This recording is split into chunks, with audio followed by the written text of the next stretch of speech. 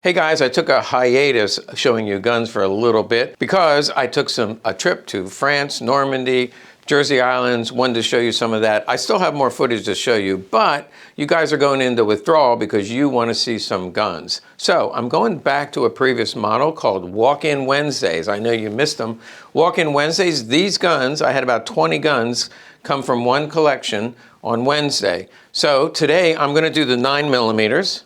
And then tomorrow, I'll do the smaller caliber weapon, 7.65. These will be going on the website. Hopefully they'll make it. A lot of times people call in before they even make it, but these are really nice German handguns you're going to want to see.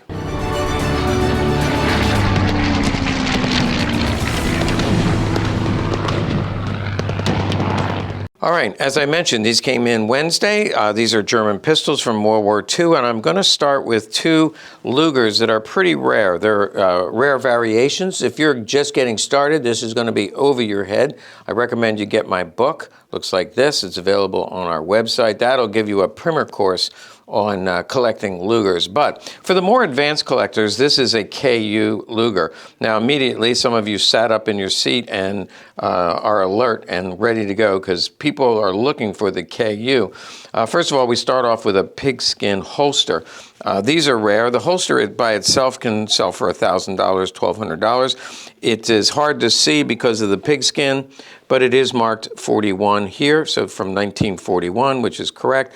It also has a Waffen stamp and then the P38 here. This is leather, cow leather, and then the pigskin. The best way to know pigskin is when you open it up, the reverse side, you see the little pimples everywhere, and that's actually where the hairs were. The pig hairs. You can see it's stamped 41 in here. Also has a Wehrmacht stamp. The tool is a 655 tool. Always very faint and somewhat hard to see, but right there is the 655 tool, which is correct. Again, the variation is a KU. I'll explain that. I've done the KU Luger before, and so I'll give you a quick overview. Mauser, BYF, that's factory code for Mauser. Mauser stopped making the Luger in mid-1942. After the regular production, they had a lot of parts, thousands of parts that Mauser kept just in case they needed to repair some of the Lugers. But by 1943, 44, they were saying, look, we got all these parts. We have a shortage of pistols. Why don't we have somebody put them together?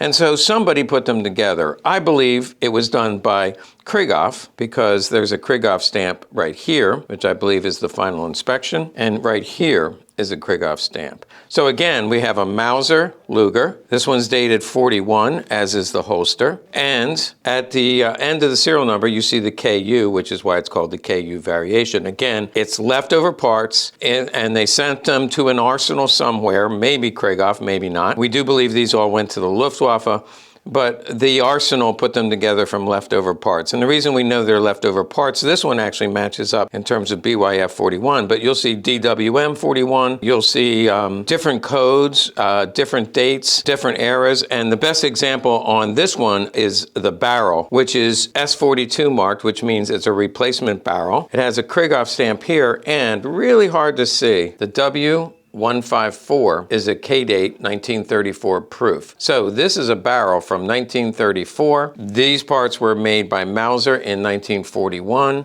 and it was all put together at an arsenal, maybe by Krieghoff, sometime after that, so 43, 44, probably not 45. The grips are pristine. The whole gun is absolutely beautiful. A little bit of brown patina here. And so the bottom line is the KU is a very rare variation, sought after because it's something that every collector wants to own one. This has not been shot very much. It has a mirror bore. And if I take off the grips, you see the entire serial number on the inside of the grip. So it is 1885, and when I take off the grip, the full number is printed right here. And that's something you won't see on any other Luger where usually they just have the last two digits. This has the full number. Now, usually not present, but on this one, it actually has also an Eagle 655 proof. So a very cool gun. Most of the time, they will have a black, what I call a black widow magazine, which is just the black Bakelite. Sometimes they'll be numbered, but they only did that for a short period of time because when they found they numbered the plastic, it was brittle and it would crack. So they stopped doing that. But for a short period of time, they would come with 2 matching magazines. Now they would just have a black Bakelite grip. But this is a beautiful gun. These go anywhere from $6,000 to $7,500, maybe even $8,000 if it has a matching magazine. But this combo is very desirable to collectors. Let's move along to another one. If you've always wanted to own a Krieghoff, but they're just too expensive, this one might be right up your alley. It's a very rare variation, and a lot of people don't know about it. I found this one on Gunbroker. The seller didn't really know what he had other than it is a Krieghoff Luger. It does have Eagle N, that's a commercial stamp. And so they, I think a lot of people would say, well, why does a Krieghoff have a commercial stamp? Except for the fact that P, which means private sale, the serial number it goes to an early S code, and yet this is a later gun because they didn't start using this proof mark till 1940. So the whole gun doesn't make sense. 1940 proofs, serial number from 1936. It's a P code. Also, and actually this bothers me a little bit, this is a really bad strike of an Eagle N. It looks like a double strike. I think this is a replacement barrel, or it was, these are parts at near the end of the war, so in the 40s, just like the KU, they had leftover parts. They put this together and sold it commercially. A lot of the commercial guns have a rejection proof, which is a star right here, because the parts were rejected by the military. I notice when I take this down, it's stiff, it's awkward, and that's typical for the ones that were rejected. The military ones are just in really good shape and they just fit together perfectly. This one is a little bit awkward, has an awkward stamp here. Could be a replacement barrel because the color of the barrel is very different than here. It has the brown Krieghoff grips. There is a patina mark here. I don't know what that's about. And there is a little crack at the top of this grip. It has a blank bottom magazine. It is 122 marked, which just means it was probably made for Mauser and put together with this. It comes in 9mm. So the markings are these commercial proofs, and the serial number doesn't seem to make sense. That's if you don't know the book. This is the book on Krieghoffs. You go through all the military variations, and then you come to the commercial variations, and then there is this production serial range P1060 to P1280. This one is P1215. What's weird about it, so that is an early serial number, and yet it has the Eagle N proofs. Notice the Eagle N is turned this way, and here it's turned this way, but that's because you didn't turn the page. You turn the page and you can see the Eagle N is turned this way, which is the same as this one in the correct serial range. Remember I said it didn't have the rejection proof. It says not all examples in this group will bear the rejection mark, which is the star proof. So some of them have black grips, some of them have brown grips, some of them have a rejection star, some don't have a rejection star, some have an Eagle N turned this way, some have the Eagle N turned this way. All that is to say, I bought this fairly cheap. And if you wanted to get into a Krieghoff, I'm going to sell this fairly cheap. Not that there's anything wrong with it. It is what it is. Commercial gun. I believe this was put together from parts toward the end of the war, so in the 1940s. Correct Krieghoff toggle, correct Krieghoff grips, and I'm going to sell it probably somewhere in about the $4,000 range, when typically these can go for $8,000, $9,000, $10,000. Okay, I have a late edition. I said I have 2 Lugers, but in fact, after we were completely done the video, this came in the door. And I have a waiting list of people who want a K-date. I already mentioned the K-date barrel with a K-date proof in 1934. K-date was a code for 1934. It was the first year that Mauser made the Luger, the first year they made military Lugers. Well, I was talking about late war Lugers that were put together from parts. This is actually the earliest of the military Lugers. So K-date Luger, made in the Mauser factory, the S42. It is 3-digit, but it has an A suffix. And the reason that's important is instead of being early in the run, it's actually at the very end. They made 10,000 of them. This was just over 10,000. It's a later K-date. It's all matching. This is about as nice as they come. K-dates, one thing about K-dates, because they were so early, they're issued and used. So you usually find them either refinished or badly used. And this one is as good as they get. It's got a really nice bore.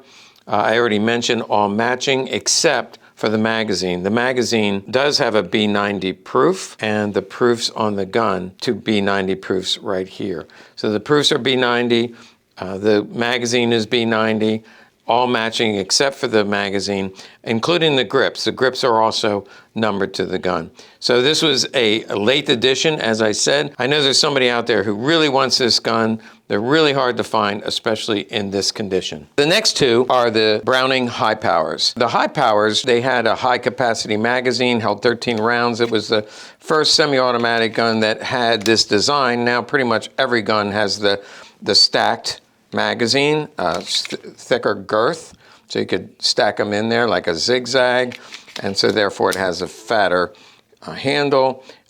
These are highly desirable, and during World War II, the SS troops, of course, preferred these. Actually, they liked the Polish Radom, and they liked these High Powers. There's three different inspector proofs. The first, the earliest, was Waffen Eagle 613. Some of those are slotted here, but then the German Army did away with the slots. So 613, early model, pretty rare, sell at a premium. The second one is Eagle 103. This is Eagle 103 tangent sight, which just means adjustable rear sight. That was a nice feature that they later got rid of. Again, to save money, they got rid of that feature. They got rid of the slot because they weren't using the stock anymore. So this one is a rare variation. I believe the production numbers on the 103 is the lowest production number. So this is the rarest and probably a little more valuable, pay a little bit of a premium. But this is a great example. Oh, and by the way, the magazine, which is kind of a phosphate finish, it has a 103 proof. And by the way, the proofs, if you can't see them, they're really, really hard to see. If you ever get one of these and it has a real crisp, clear Waffen stamp on the spine, it's a fake, because every one I've ever seen that was real had a really, really weak stamp, sometimes very, not very visible. This is the correct magazine, goes with this gun, comes in 9mm Luger. High capacity magazine, beautiful condition. There's the serial range. This will sell very quickly. Back strap has some patina, front strap has some patina. But the highest production was the Waffen 140. By the way, it's also right here. Now the early 140s will still have the tangent sight, and then about middle of the production, they did away with the tangent sight. Here's one without the tangent sight. We sell these pretty regularly, but this, the 140 proof, is the more common variation. You see a little swipe here from the holster rubbing, and this is actually pretty nice, less patina. And once again, there is a Waffen proof.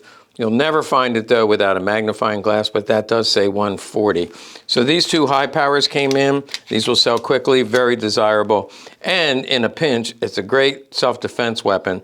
So I like a dual weapon, something that's an investment, but also I could use at the range or use as a protection piece. They're fun to shoot, great guns. Let's move on to P38s. So I have three P38 variations, all of them equally cool. Once again, we're talking about 9mm Luger. All of these use 9mm Luger. I already mentioned that Mauser made the Luger, but in 1942, the Luger factory, Mauser Luger factory, switched over to the P38. Walther, AC code, was making the P38 starting in 1940. It was their design, but they did license to Mauser the ability to make the P38 starting in 1942. So last Lugers are 1942.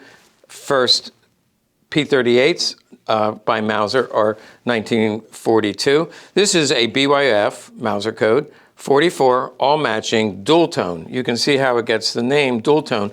Phosphate, beautiful phosphate finish. This thing is in incredible condition with a blued barrel. Now there's bluing here. Some of the small parts are blue, some of the small parts are phosphate. Very desirable gun. It does come with a Mauser magazine. This is 135 marked. Correct Mauser magazine. Correct grips for this dual tone. It falls in the B block, which is correct. A little bit of wear here, 3 proofs right here. So this dual tone P38, very desirable collector gun. And then I already mentioned AC41. AC41 is Walther. Notice it has more of a high polish finish. If you look at the front strap, 1941. This is kind of a dull later. This is a 43. So as the war went on, it's a thin, dull finish, and this is a heavier, bright blue. Now, what's cool about this one, first of all, the finish is beautiful. All the small parts will have the Eagle 359 proof under here, right here, the trigger. All these small parts, almost all the small parts have the Eagle 359 proof. And the magazine is matching to the gun. So very desirable, 1941, high polish finish. You can see the matching serial number and matching magazine. The locking block does match, the barrel matches. So all matching, mirror bore, beautiful gun, highly desirable. Now the grips will not be numbered to the gun because they stopped doing that after the A-B block.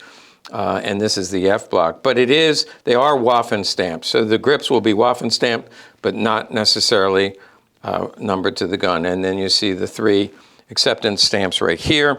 That takes us to our last P38, which is actually another rare one, BYF 43. But this one, no suffix, 1182, no suffix. It does have a proof here, but when we turn it over, it has a police proof. So very rare, very few of them made for the police. It means it was proofed, ready to go to the Army. See, 135, ready to go to the military. 135, ready to go to the military. But then the police came in, got a contract, so they took the parts that were going to go to the military, they assembled it, and then put the police Eagle L proof on it. Has the correct grips. The magazine is a Mauser magazine, but it does have a military proof. But so does the gun. So it's not wrong. It did go to the police in 1943. It is rarer and therefore a little more expensive. I'd rate the condition, all original finish, in about 98% condition with a mirror bore. Okay, these are the 9mm German pistols that I have available, going onto the website very soon. And tomorrow I'm going to go over the smaller caliber weapons, which are 7.65 or 32 caliber. And what's cool about those is a lot of them went to an officer. Remember the saying, the higher the caliber, the lower the rank. So these tend to go to the rank and file troops. Officers tended to carry the smaller caliber weapons. So make sure you like and subscribe to our channel and come back tomorrow because I'll have a new video about the smaller caliber German weapons.